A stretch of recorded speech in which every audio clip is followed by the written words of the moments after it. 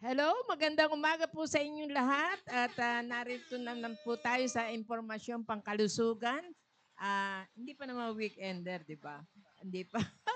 At maraming maraming salamat at meron na tayong 11 million na viewers. Kaya hello po kayong lahat dyan at nawa ay mag-encourage pa kayo ng iba. Oo. Para, ewan ko ba yung mga area man lang, no? Para ah, kung nalalaman nyo lang kung gaano kahalaga ang mga impormasyong binibigay ng ating doktora, higit pa sa ginto.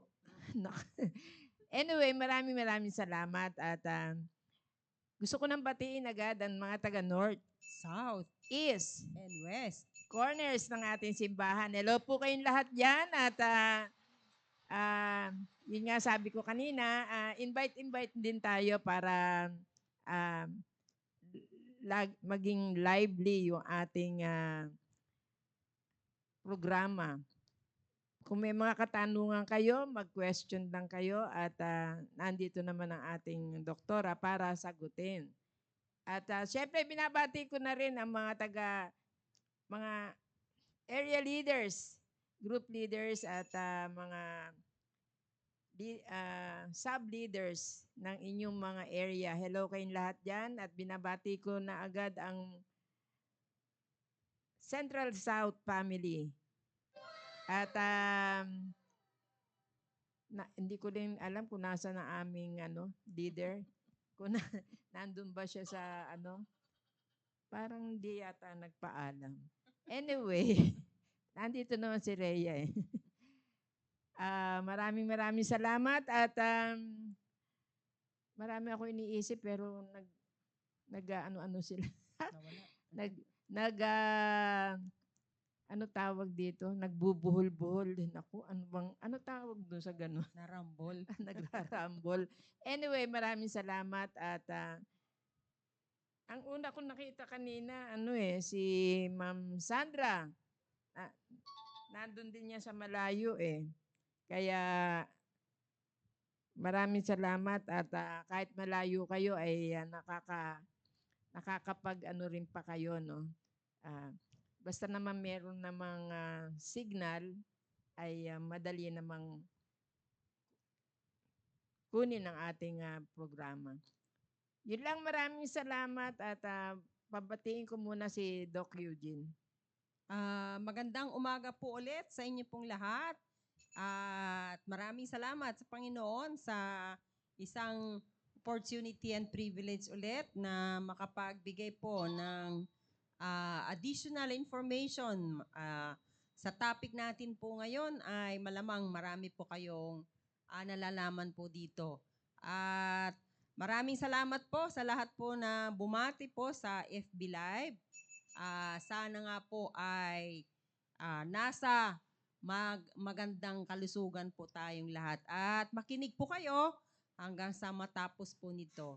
And you may share kung ano man ang sana nga po ay meron man kaming kahit konti lang po maidagdag po sa inyong kaalaman o kasagutan po sa inyong mga katanungan. At sana nga po ay kaagad-agad po kayong maglagay po sa mga comments para mabigyan po natin ng kasagutan bago po matapos yung programa. So, maraming salamat po ulit at magandang umaga po ulit. Ayan. Sige, ano muna tayo, batiin muna natin yung mga nasa FB Live. Nandito si Ma'am Rosalinda Calara. Hello, Ma'am. Sandra Fernandez, good morning. Ayan, si Julie. Hello, good morning, Julie. Si Chris Ampig. Oo. Sir Georgie Lacson. Si Ma'am Vivian Tandoy. Eugene, nandiyan ka? Si Ma'am Ami Cabrera. Okay. Oh. Si Ma'am Celia Gabriel. Andiyan na si Ma'am Rhea. Ma'am Rhea, oo. Oh, yan si ating avid fan, si Ma'am Linda Quiñones. Ma'am Jessica Mendoza. Hello, ma'am.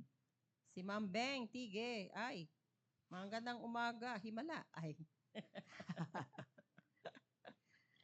At saka si Sir Larry Birchfield. Magandang umaga po sa inyo pong lahat at sana nga po ay dadami tayo. Si Ma'am Girly Dedase. Magandang umaga po. Sino ba yan si Dedase? Hindi ko alam kung sino yung girl niya kasama ni Ah, ni Doc Lani. okay. Si girlie rin yun eh. Sige. So, Mga natin, sponsors. Meron ba? Pero wala sila wala dito sila eh. Hindi sila nanonood. Pero siguro nasa area sila Oo. nag-share po o nagbabahay-bahay para mag-soloing. Ang Rollins Marketplace ni na Mylene Cosare, Randy Cosare. Oo. Sino pa? Ma'am Rhea. Si Ma'am Rhea. Oo, kanyang, ano ba tawag doon? Chili face. Favorite ni Conrad. Ayan si Ma'am Mylene. Good morning. Good morning na.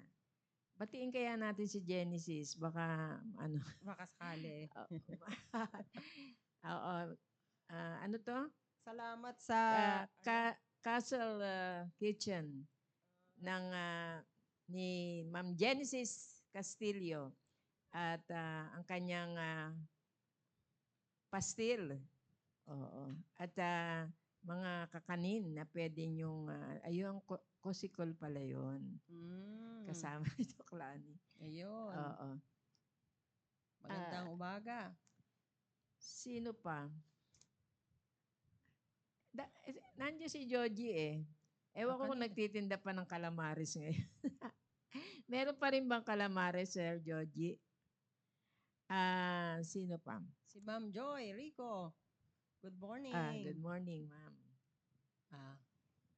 Okay na kaya yung kanyang nararamdaman? Kumusta na, Ma'am Joy? Yung Bell's palsy. Oo. We are praying for you. Masakit daw yun eh. Sumasabi niya masakit daw. Anyway, nagpe-pray naman natin siya na gumaling sa kanyang karamdaman. Okay, wala pa. Good morning pa rin. Sige. Shall we start? Sige, start na tayo. Medyo maganda ang topic natin. Hindi naman nakalipat sa po. Ayun. Ayan. Sabi ko nga po kanina ay alam na alam nyo na po ito. Boils. Hindi po kumukulo. Boils o pigsa. Pero sa medical term po kasi ito, boils, furuncle or carbuncles. Carbuncles. Isa lang yan. Yung furuncle kasi mas maliit. Pagka nagkadikit-dikit na, it becomes carbuncle. Okay. Pati yung pronunciation carbuncle or furuncle. Ngayon ko lang babasahin to Ginawa ni Sir Conrad to. A boil is a painful, pus-filled bump that forms under your skin when bacteria infect and inflame one or more of your hair follicles. Kaya yung pigsa, kung napapansin nyo po, ay tumutubo. Madalas, most of the time, ay meron buhok. So, hindi siya tutubo sa walang buhok, kagaya ng palm sa paa. Kasi wala pong buhok. Kasi ang unang na-infect ay yung hair follicle, yung puno ng balahibo. A carbuncle is a cluster of boils. Di ba sabi ko kanina, yung pigsa ay furuncle ang medical term po nito. Pero pagka naging carbuncle siya, is a cluster of boils that form a connected area of infection under the skin. Kasi kung nagkumpol-kumpol na po yung accumulation ng pus, it may infect yung adjacent skin underneath muna. So magkumpol-kumpol na, lalaki na yung pigsa. Kasi sa Tagalog, maliit man siya o malaki, pigsa pa rin ang tawag natin. Pero yung sa medical term ay furuncle, it becomes a carbuncle. So ang boils or furuncles usually start as reddish or purplish tender bumps. Mapapansin nyo, gaano mang kaliit ito ay makirot. The bumps quickly fill with pus, growing larger and more painful until they rupture and drain. Habang namamaga, lumalaki, ay lalong kumikirot kasi during this time, doon po nag-accumulate yung mga inflammatory cells. Yung inflammatory cells na lalong nagpapamaga kasi inflammatory cells nga po sila. Usually po, yung white blood cells po ng dugo natin kasi sila yung mga pulis na nagsasabi ayaw ka namin. Kaya lang, sa galit nila ay magkukumpulan sila na mamaga. And that will cause the pain. Lalaki ng lalaki hanggang sa maninipis yung skin, kaya magra-rupture na, magkakaroon ng butas, yung tinatawag nating mata, at doon po magdi-drain yung nana o pus or dugo. Kaya malamang kayo po ay nagkaroon na po ng pigsa. Okay? Areas most likely to be affected are the face. Di ba sabi ko, basta may buhok, back of the neck, armpits, thighs, and buttocks. Usually, mas madalas pa nga po na kung saan po yung naiipit, nakagaya ng thighs o armpit, kasi yun po yung madalas na pinapawisan na hindi madalas ding punasan. At yung minsan, yung mga nagbubunot ng balahibo ng kilikili, doon po nag-uumpisa. Or sa private parts ng lalaki at babae, sa singit, or kahit na sa labia majora ng isang babae, pagka nabunot po o yung unknowingly na tanggalan po ng pubic hair, ay doon po nag-uumpisa yung infection. You can usually care for a single boil at home, but don't attempt to prick or squeeze it that may spread the infection. Hindi ko kasi nabasa eh. Kung ano yung laman nito, kaya di ko alam kakasunod. So, self-explanatory naman po ito. Huwag niyong titirisin or tutusukin. Lalo na kung hindi naman malinis yung pantusok nyo, kagaya ng aspile. O kung hindi naman sterile po yon, ay you may be adding more infection, more entry, it's a nidus for infection.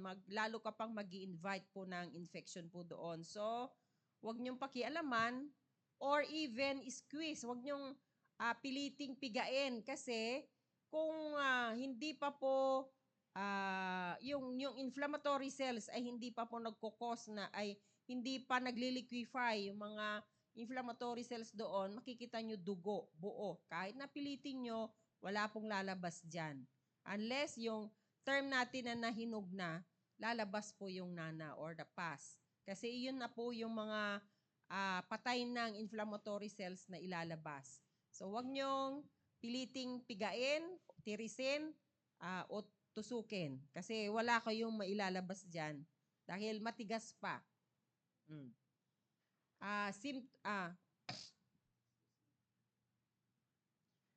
A painful red bump that starts out small and can enlarge to more than 2 inches, 5 centimeters. So, ma-imagine nyo po yun. Ito yung mga malalaki.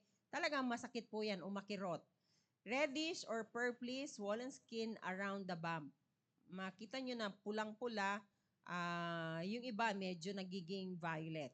An increase in the size of the bump over a few days as it fills with pus.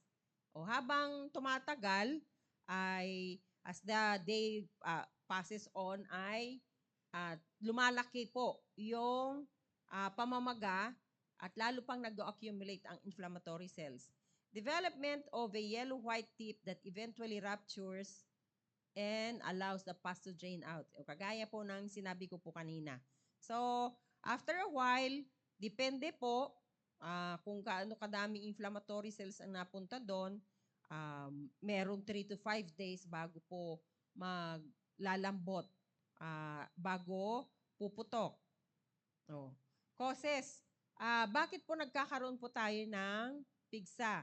Most boils are caused by Staphylococcus aureus. Yung Staph aureus na to ay normal flora or normal na bakterya sa skin natin. Buong katawan po natin ay may Staph aureus. A type of bacterium commonly found on the skin and inside the nose. Ayun. Bakit po nagkakaroon po ng pigsa? Nasa skin lang pala si Staph aureus. Basta meron pong cut yung ating skin, it can enter yung epidermis papunta sa dermis. Di ba palagi po nating binabanggit po dito yung buong katawan po natin, nasa labas man or internal organs natin, napakarami, trillions of bacteria, viruses, and fungi ay meron po sa ating katawan. Pero they are classified as good or bad. Meron din pong mga bad sa loob ng katawan po natin, pero dahil sa mas marami po yung good bacteria, hindi po sila nag-flare up o dumadami. Pero pag humihina yung ating immune system, they can multiply. So nagiging dormant po yung iba.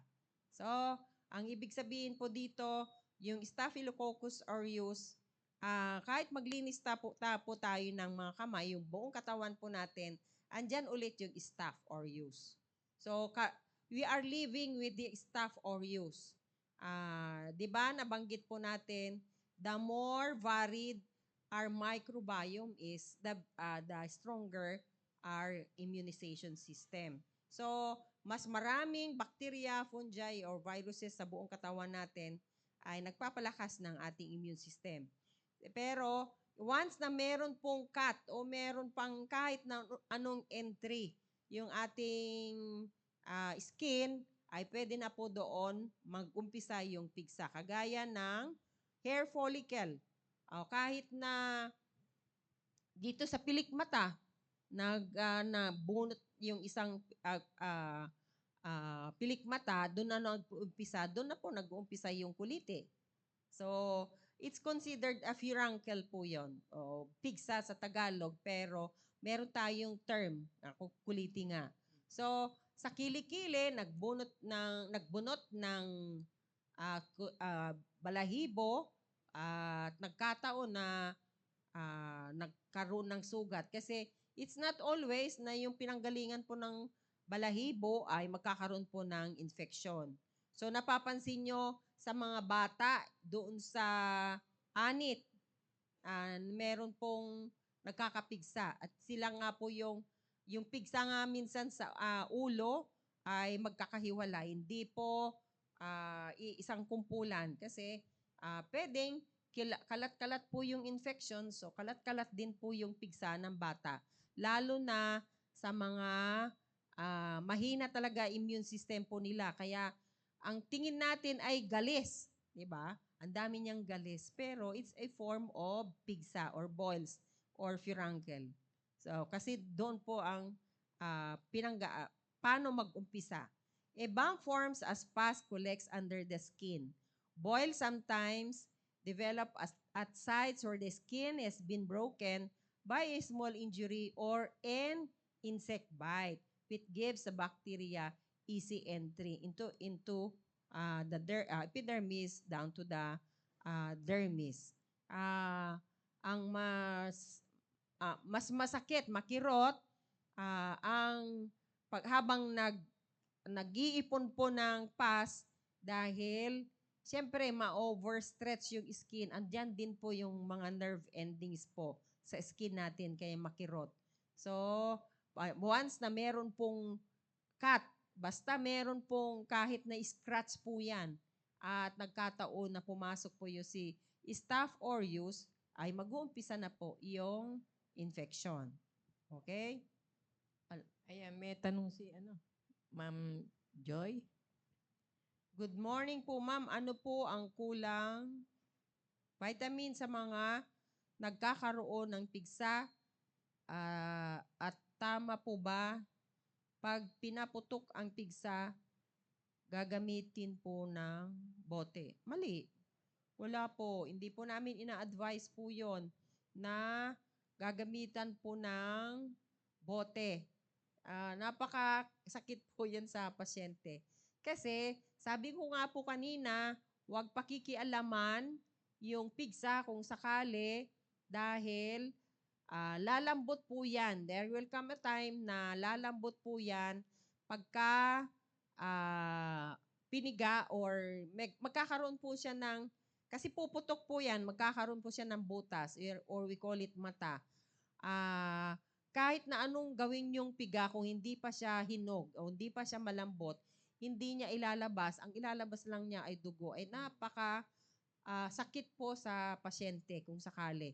Pero once na lumambot na, madali lang po lumabas yung pus at madali pong pigain at hopefully ay mailalabas po yon. Kasi kung hindi po hinog na hinog, hindi mailalabas po yung pus at andyan pa rin po. And after a while ay mamamaga siya ulit. So mas maganda na wag nang pakialaman habang hindi pa po lumalambot. But of course, kung kayo po ay maagang pumunta sa doktor, napansin niyo po yon at binigyan po kayo ng antibiotic. Kasi Staph aureus is a bacterium. So, bibigyan po kayo ng antibiotic na specifically for Staph aureus.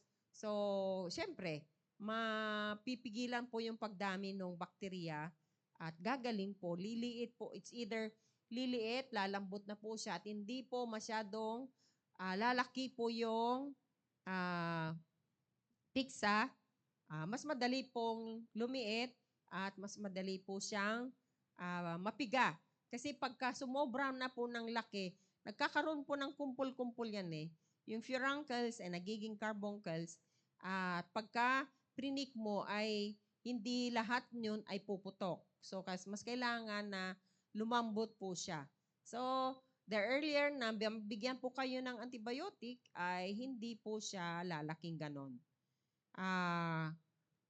Ang vitamins, hindi not always. Kasi nga po, kung bacteria ito, basta may cut. Pero, of course, sino po ba yung mas madalas magkaroon po niyan? Siyempre po, yung mga may diabetes, may yung mga sedentary or yung bedridden na mga pasyente, yung mga may bed sore, yung hindi po nakakabangon na they cannot cough out, basta sila po yung mga decreased ang immune system po nila. So sila po yung mas madalas na magkaroon po niyan. At kung vitamins, wala naman pong specific na vitamins na para hindi ka magkapigsa. Kasi once na may cut at nakapasok si Staph aureus doon, hindi nalabanan ng inyong immune system, magkakaroon pa rin po. Bakit po ma'am usually sa puwet nagkakaroon ng pigsa o sa kilikili? Na-explain ko na po kanina, yung kilikili ay yan may buhok din at pinapawisan. So, at lalo na kung hindi po malamig yung lugar, ay gustong-gusto ni Staph aureus yung medyo moist. So, lalo po silang dumadami. Sa puwet naman po ay nandyan, meron pa rin pong buhok po yan. Ang puwet natin ay, lalo na kung kalapit yung labasan ng dumi, hindi po nagsasabon pagka nagpupoops. So, pwede po yan magkakaroon po ng, gagapang yung bakterya. So, makakarating. Kaya nga usually po yung sinabi niyong puwet, madalas po yung anal opening na hirap yung pasyenteng umupo.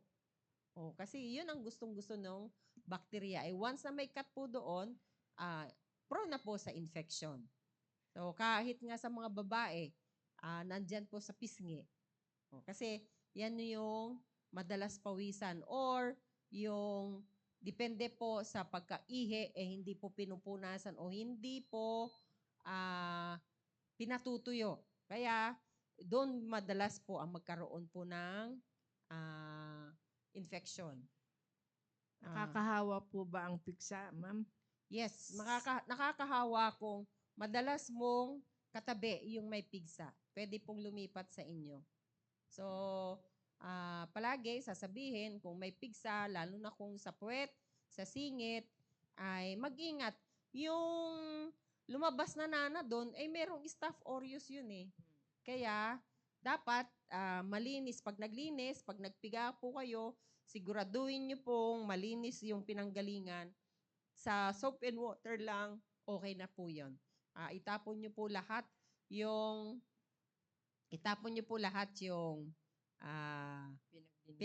yung ginamit nyo, tissue, gasa, o ano pa man, itapon nyo po, i-discard nyo po kagad. Huwag nyo pong ikakalat po dyan kasi ito transfer nyo lamang po yung bakterya po doon. Yung pus mismo, andun na po yung bakterya. Wala na bang ibang tanong? Meron pa ba? May nagtanong pa ba? Sa Cesar Dejos, ewan ko kung ano to. Sa probinsya po namin, ma'am, yung bahay ng bubuyog, hinahaluan ng oil po at yan po ang ilalagay sa palibot ng piksa para lumambot at lumabas yung abscess po. Hindi po. I don't believe on it. Kasi matamis yun eh. Matamis naman po yung honey. I have yet to research on that kung meron pong it can help sa pagpapahinog po ng sugat o ay yung pigsa. As far as I know, pwede po yung hot compress. Mabawasan po yung kirot. Kirot. Pero yung honey, ngayon lang po ko po narinig yan. Hinahaluan ng oil. Di ko po alam kasi still po, kahit na may gamot o wala, lalambot at lalambot po yung pigsa kasi magiging nana. So, kaya lang po, pag hindi po ginagamot, pwedeng lalaki yung pigsa. Yung kakalat po yung bakterya. Still, sinasabi ko palagi, depende po sa immune system ng isang pasyente na pwede magkapigsa pero maliliit lang. Pwede rin yung mga mahihina ay ang lalaki ng pigsa nila. Minsan patong-patong, gumaling na yung isa, lumipat lang sa iba. Ganun po yun. Lumipat lang po sa ibang lugar. Kaya, Sir Cesar, di ko po alam kung pero I have yet to research on it kung totoo nga po yan. Close contact with a person who has a staph infection. You are more likely to develop an infection if you live with someone who has a boil or carbuncle. Kaya kung ito yung isang tao na madalas pong magkapigsa, ay talaga posibleng makakahawa po siya. Kasi may mga tao, ay pigsa lang yan, hindi niya pagagamot. 'Di ba? O tapos, hihintayin niyang lumambot, pipigay niya, okay na naman siya. Pero, wag ka, after a while, meron pong lumipat naman sa ibang lugar. Kasi nga po, meron na naman siyang cut, o meron na naman pong entry na nagawa ni Staph aureus, magkakapigsa ulit siya. Diabetes. This disease can make it more difficult for your body to fight infection, including bacterial infections of your skin. Di po ba yung mga diabetic, kagaya ni Ma'am Jo ay diabetic, mahina na po yung immune system, kaya kailangan po talagang mag-ingat ang isang pasyente pong may diabetes. Lalo na po kung uncontrolled po yung blood sugar. Pero kahit na control po yung blood sugar, huwag magpakampante. Ingatan po yung katawan natin na hindi po magkasugat kahit sa pedicure kasi kayo po yung mahirap mag-heal. Kaya nga kung yung ingrown toenail, pag nagkaroon na po ng past accumulation po yan, di ba lalaki? Matagal din pong gumaling. Hindi naman po siya pigsa, pero pinasok na po ng ibang infection. Pero posible pa rin po na si Staph aureus ay nandun. Kasi yung Staph aureus nga po ay nagkalat sa ating buong katawan, yung sa skin po natin. Okay? Ano naman to? Sabi na naman ni Cesar, pati po ba yung balat ng dansones, kudkurin at painitin at ilagay sa palibot ng pigsa para lumambot? Ang dami mong alam. Ang ano ko dyan, quack doctor yan. Balat ng lansones, kudkurin. Kainin ko na lang yung laman, itapong ko yung balat. Oo, wag ka nang maniwala dyan sa Ay, mga nako. ano mo. Oh. Magkukusa naman yan na. Oo, lalambot at lalambot yan. Pero yung gagawin mo, baka lalo pang makadagdag sa infection. Oh, wag nang pakialaman. Di ba sabi, wag tirisin, wag tusukin lalo. Kasi baka yung pangtusok mo may laman na tetanus. So, wag pong pakialaman. Always, pag sa may sugat, malinis ang kamay, malinis yung gagamitin nyo po para hindi na po dadagdagan yung infection na meron ka. Oh, Sir Cesar, talaga nagpapatawa ka. Ngayon ko lang narinig yan. Oh, another risk factors, other skin conditions. Because they damage your skin's protective barrier, skin problems such as acne and eczema make you more susceptible to boils and carbuncles. Yung mga may mga sigurado meron kayong alam na sobra-sobrang pimples.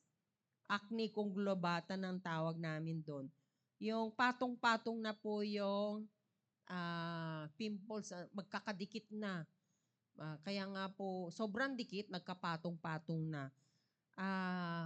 Parehong sila po, yung pwedeng, andun pa rin po yung si Staph aureus. So, sila po yung high risk po na magkaroon po ng pigsa kahit sa mukha. At patong-patong na po yan. Nagkataon lang na akala mo pimples. Yung pimples kasi, hindi naman po usually not always infected.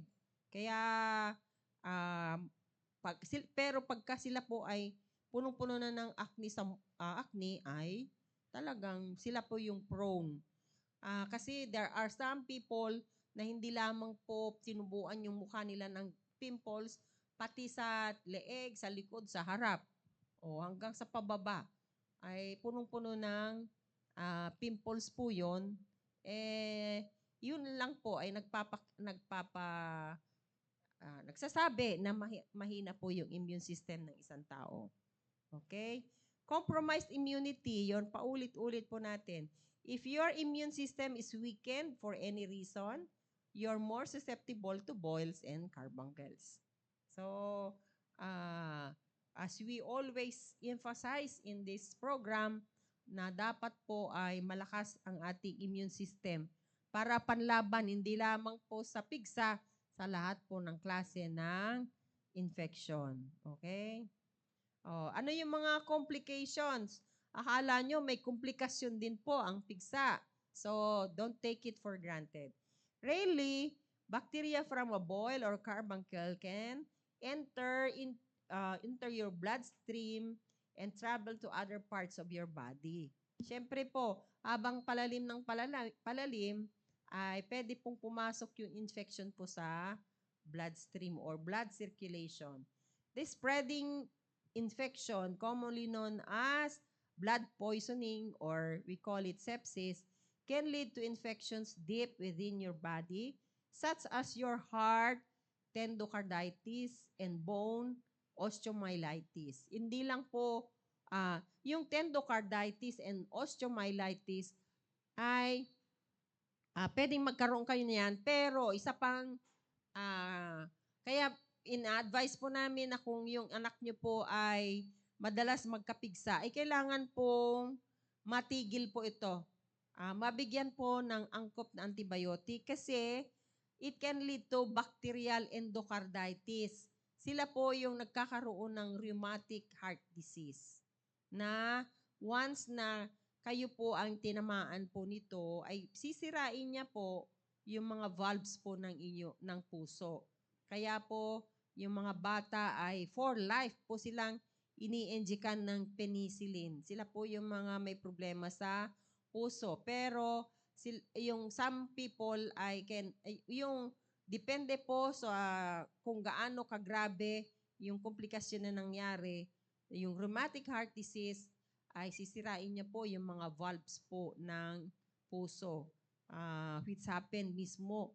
Experience po namin sa clinic secretary po namin ay nagkaroon po siya.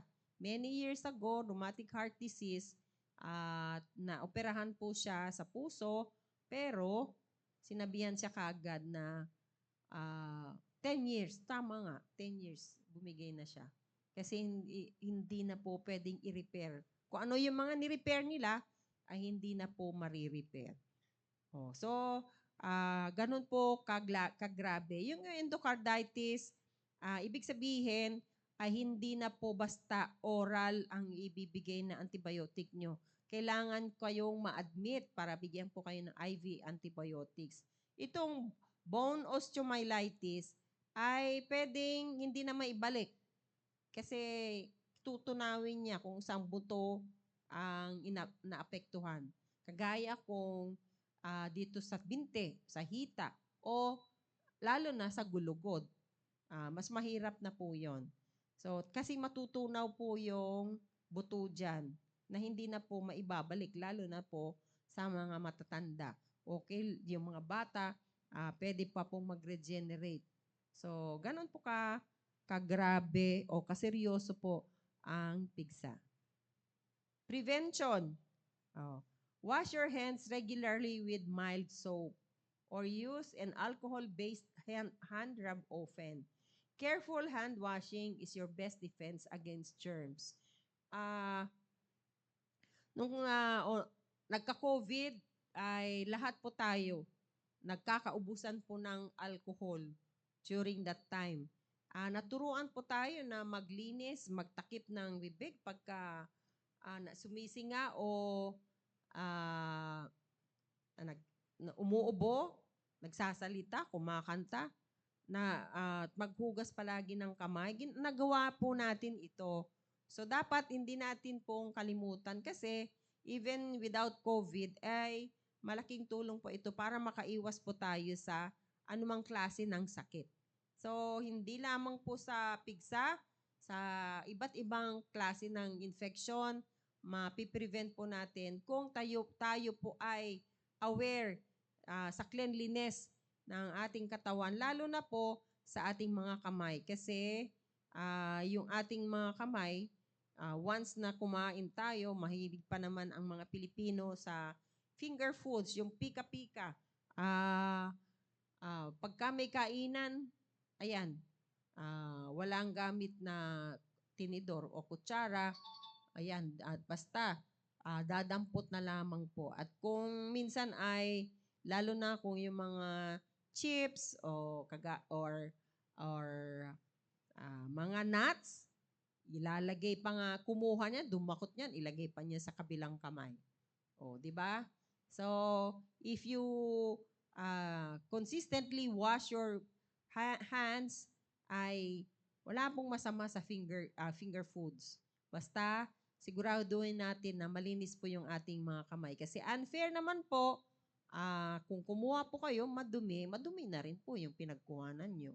So unfair po dun sa mga naghuhugas ng kamay. Better yet, we observe proper etiquette sa proper ethics sa mga kainan. Keep wounds covered. Keep cuts and abrasions clean and covered with sterile, dry bandages until they heal. Ibig sabihin, bago pa magkaroon ng pigsa, ay nagkakaroon po tayo ng cuts and abrasions, linisin po natin itong maigi. Huwag nating hayaan na nakabuyang yan. Lalo na po, kapitbahay natin o kaulayaw natin ang mga langaw. 'Di ba? Eh siyempre po sila po ay nagdadala ng mga nako, ah, libo-libong bakterya, fungi o viruses. Kaya kung nagkaroon po kayo ng agad-agad kahit sa pedicure, manicure, may sugat kayo, pwede kayo maglagay ng topical antibiotic as prophylaxis. Ibig sabihin, ah, yung fresh pa yung sugat nyo, meron kayong inilagay dyan na topical antibiotic, dumapo man yung dumi, ay meron na po siyang protection. So, hindi po mamabangga. But as I've been saying, na once na may cut po yung ating skin or anong part ng katawan natin, ay natural na mamamaga. That's the natural response po ng immune system po natin. Pupunta po yung inflammatory cells doon, so mamamaga as a compensatory or ah, pagiging defensive mechanism yung katawan natin para labanan po yung posibleng infection. So, ganun po yon. Keep wounds covered palagi. Pero, kung malit lang naman, just keep it always clean na hindi po madapuan ng langaw o hindi po malagyan ng marumi. Kagaya kung nasa maalikabok na area, ay madalas din pong magkaroon ng infection. Kasi kung maalikabok, madala ng hangin, dadapo po sa inyong sugat, yung alikabok may dala din pong bakterya. Oh. Avoid sharing personal items. Don't share towels, sheets, razors, clothing, athletic equipment, and other personal items. Pinalaki, ewan ko, paano po yung family yung breeding. Pero pinalaki po kami ng magulang po namin na walang hiraman. Lalo na sa mga babae. Yung mga undies po, bra, yung mga panty, o mga sando, wala pong hiraman. Yung towels, ewan ko, sa mga lalaki siguro meron. Pero kahit sa mag-asawa, hindi po nagsishare ng towels yan eh. Tag-isa ng towels. Yung sheets, siyempre po, yung bed sheets, kung magkatabi yung mag-asawa, di pareho yon. Pero kahit blanket, hindi rin po, yan. Yung razors, lalo na. Hindi rin po hiraman, clothing. Yung athletic equipment, madalas po yan na maghiraman yung backpack, di ba? Yung lalagyan po ng tubig. Yun, alam ko madalas nagkakahiraman yung rubber shoes, yung medyas. So, mas maganda na may kanya-kanya pong gamit, personal na gamit para i-prevent. Kasi yung madalas magkaalipunga, yun, lalo pong nagkakahawa-hawa po sila. Staph infections can spread via objects as well as from person to person. Yun. Via objects kagaya ng medyas. Ayan. If you have a cut or sore, wash your towels and linens using detergent and hot water with added bleach and dry them in a hot dryer. Pero if these are not available, mas maganda talaga na maarawan po yung sunlight po mismo. Madalas po namin binabanggit po ito. Ang sunlight ay mayroon pong antiseptic and aseptic property. Paarawan niyo po yung gamit po ninyo. Kasi mamamatay po yung ibang bakterya po doon. Lalo na kung talagang mainit na mainit. In fact, mas maganda na yung tinitirhan ay pasukin po ng sun rays or sunlight para mapatay po yung ibang bakterya. Even fungi, lalo na ang fungi. Kailangan natin yung sinag ng araw kahit na sa bahay po natin. Ganun po ka kahalaga yung araw. Wala pong mabubuhay pag walang araw. Can you imagine? Kahit halaman, hindi po mabubuhay na walang araw. So, we need the sunlight. And pati po metabolize po yung ating vitamins, kagaya ng vitamin D. So, ah, yung hot water kasi hindi naman palagi available. Pero pag dumaan po sa sobrang init, dumaan sa gripo, talagang merong hot water. At siyempre po, yung bleach, dapat marunong po kayo gumamit ng bleach. Kasi baka iisang kulay na lang po. Magiging isang kulay na lang po. So, treatment. IND or incision and drainage. Your doctor may drain a large boil or carbuncle by making an incision in it. Deep infections that can be completely drained may be packed with sterile gauze to help soak up and remove additional pus. Kagaya ng sinabi ko po kanina, huwag niyo pong pakikialaman yung pigsa, huwag niyo subok-subukan na tusukin kasi there are some patients na kung hindi lumabas yung pus sa isang part, tutusukin niya ulit sa ibang part na hindi naman magtutuloy-tuloy. Kasi kahit sa mga doktor, dalhin niyo po yung pasyente niyo, may pigsa, hindi naman agad-agad nire-recommend yung incision and drainage kung andun pa yung pamamaga, yung pamumula. Mainit, matigas, mapulang-pula, at makirot, sasabihin ng pasyente. At ayaw nga niyang pahipo nga minsan. Wala pong gagawin, bibigyan lang po kayo ng antibiotics, sasabihin po na i-hot compress at bibigyan po kayo ng analgesic kasi talaga pong hindi kayo patutulugin kung lalo na kung sa mga maselang lugar, kagaya ng singit, sa kilikili. So,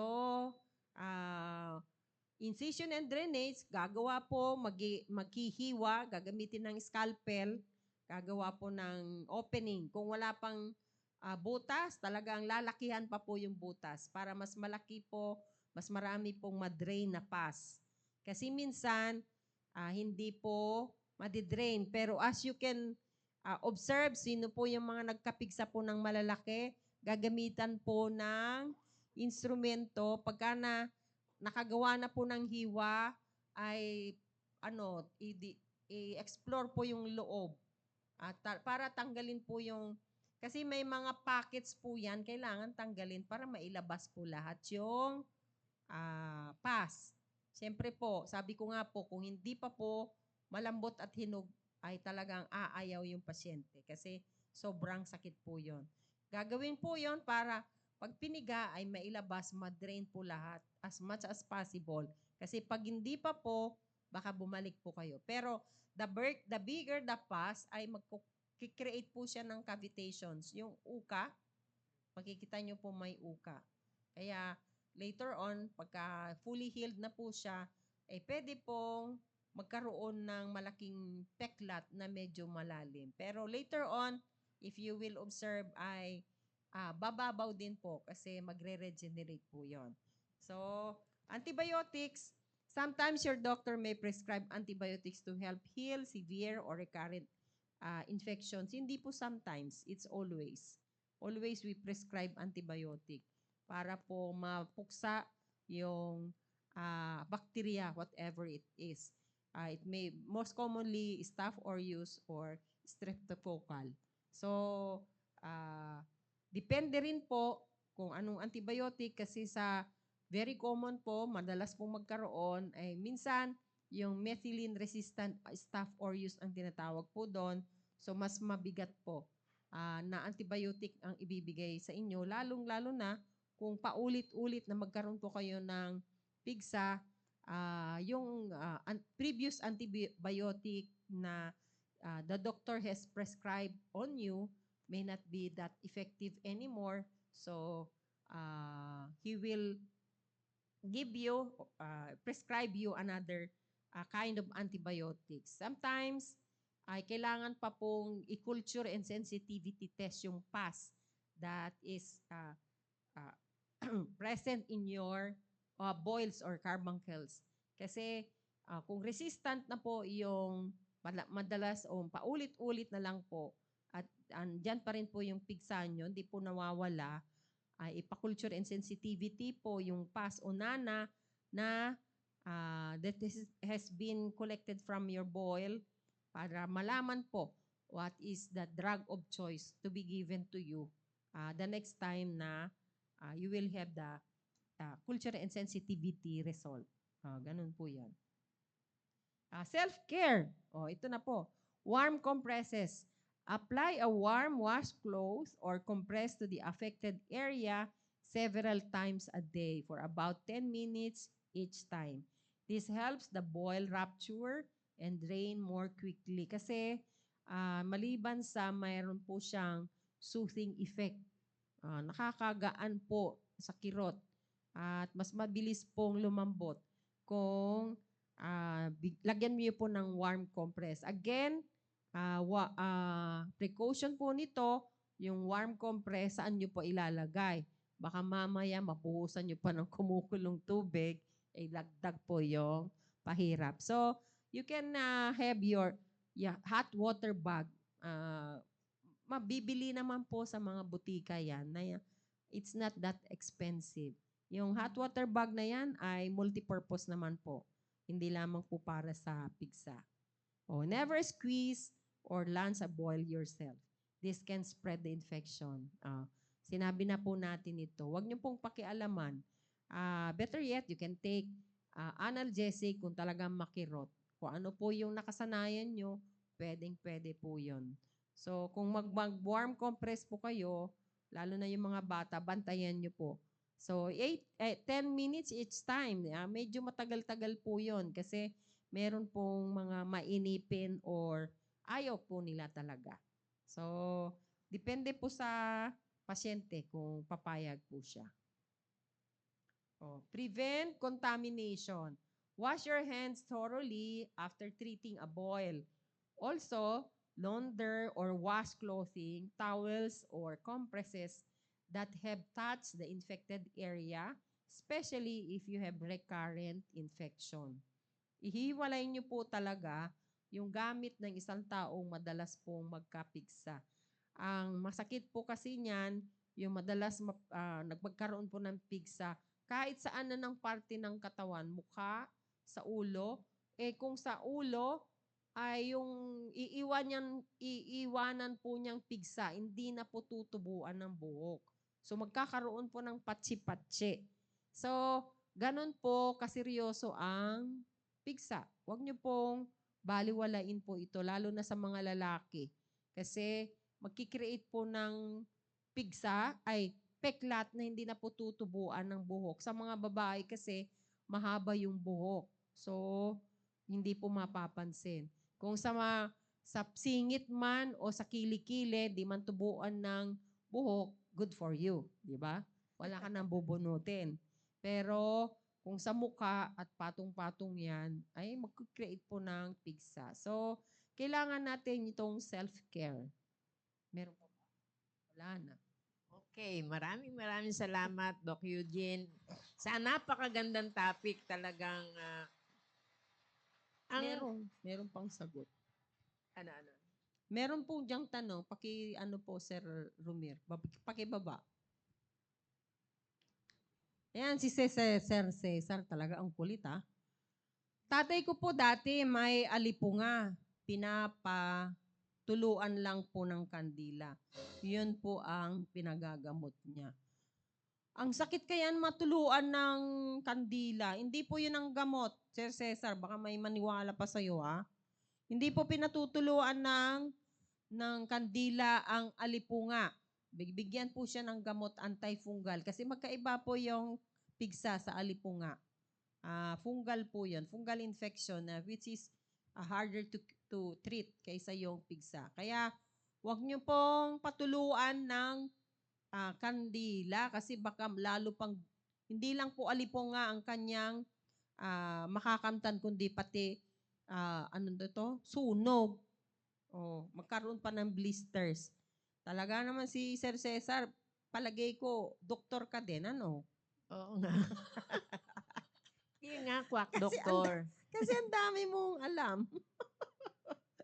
Sino yung Belladonna? Ano yung Ha? pampalambot Nang? ng sugat? Ano, yung nilalagyan nila yung sa beke, yung anyel. Oh, Tsaka hindi na. yung sinabi, Belladonna. Ano ba yun? Ah, Yung parang, pampalambot daw po ang belladonna. Di ko, sorry po, I'm not aware of it. I'm not familiar with it. Sorry po. nung maliit ako, parang naririnig ko yan. Pero hindi ko na Mm, ngayon. sorry po. May deaf pupil po kami dati na nagkapigsa sa mata. Nilagyan ng belladonna na bulag. Kay, nasunog. Oh, ano na nga po siya, grabe naman po. Deaf na nga po siya, nabulag pa siya. Grabe naman pong pahirap nung ginawa sa pasyente. Naku, may tumatawag sa akin, bahala siya. Oo. Ah, so, Sino pa? Si, wag naman ah, po. If you're not familiar with the treatment na ibibigay nyo, better na, wag na pong ano. Dali tsaka, nyo na lamang po sa doktor. oo, sa doktor pa rin ang ano. Sandali. Sagutin ko lang. At syempre, wag niyo susundin po yung ating Tatawagan quack kita. doctor na si Cesar Deos. Delikado rin po. Kung gumaling yung kanyang tatay, edi Ay, very pasalamat good. tayo. Pero maaring sa kanya naging okay yon, sa iba hindi. Baka lalong lumala. Yun naman ang ano dyan. Hindi, nagkataon lang na gumaling. Kasi ang boils pwede namang gumaling kahit hindi mo gamutin. Oh. Kasi nga sa immune system pa rin po natin. Okay. Okay. Oh, maraming salamat at patiin ko na rin Ma'am Helen Kapundan, Ma'am Sir Manny Valdehuesa, yan mga humabol yan. Ilang Tapos, milyon ba? 17 million. Sina Blessing Me Ann Jeronimo, o si Ma'am Mesa Targulabon Landicho, Cecil Gabriel. Ang alam ko itong Faith Fernandez, si Sandra to eh. Anyway, maraming salamat at ako ang masasabi ko lang, ang pinaka-ano pa rin dito yung maging malinis tayo sa lahat ng bagay, lalo na sa ating katawan para iwas piksa. Oo. Kasi pag na-infect nga, Ay, merong sinasabi. ano na naman yan? Si Sir Manny Valdehuesa. Oh. Bata pa ako pa Bubot. may pigsa sa amin, magdikdik lang ng bubot na flower ng gumamela Hindi pa bumubo kayo. ang mama ko. Ay, di ko pa nababasa. Sandali lang hinog na. Sandali lang, hinog na at pipisa Mapipisa na. Malamig kasi ang bubot ng flower ng gumamela at sticky siya pag nadikdik. Sabi ko nga po ay kung nagkataon na lumambot, talagang lalambot nga po kahit hindi nyo lalagyan ng kahit ano. Kasi nga po yung inflammatory cells ay pagka nakalik na ng pus, lalambot na po yon. So, lalagyan nyo man ng, kahit wala kayong gagawin dyan, lalambot at lalambot po siya. Nagkataon lamang po, I cannot say na yun ang dahilan, kasi di ko alam kung anong content po nung dinikdik na bubot na bulaklak ng gumamela. Just like yung sa mga nagtutuli sa probinsya, pinangunguya yung bayabas. Kasi po yung bayabas po ay may antiseptic, aseptic property na nakaluan pa ng laway. So, pwede antiseptic lamang po dun sa sugat. Pero hindi yun ang dahilan para gumaling yung tuli. Kahit hindi nyo gamutin yung tuli, tutuyo at matutuyo siya at gagaling po siya. Kasi nga po dahil sa ating immune system, may panlaban po tayo ng ating katawan na kung kakayanin po, kahit na ano pang infection, kagaya ni COVID, kung malakas ang immune system mo, talagang hindi ka kakapitan. O kapitan ka man, kaya mong labanan. Ganun Tanong pa lamang po. ni Cesar, yung po bang si Tirisin, ma'am, gamot po ba yan sa pangangati? Iyon po, talagang antihistamine po yon, gamot po sa pangangati. Depende rin po sa tao kasi they may need much more than cetirizine sa ibang tao. Kagaya sa mga may diabetes, nakakaranas po kayo ng pangangati. Pag mataas po yung blood sugar, minsan hindi na po tumatalab yung cetirizine. So, bibigyan kayo ng iba. Okay? Okay. Sige, hanggang dito na lang tayo at umuulan po. Ayan. Malakas po ang ulan. Ha? So, sinagot na ang panalangin ni Pastor. Oo Ewan ko nga. lang kung doon, pakisabi lang kung umuulan dyan sa Ramos. Anyway, Ayan. maraming salamat at syempre wag muna kayong aalis dahil meron pa tayong susunod na programa. Oo, pero ewan ko lang kung wala Oo. pa rin yata yung Meron. host. Oo, Meron. meron Meron, yan. meron. Hindi po mawawala yun. At syempre, wag kayong kayong aalis. aalis. At susunod Sunod na na ang The Baptist Lunch. Thank you po. Bye.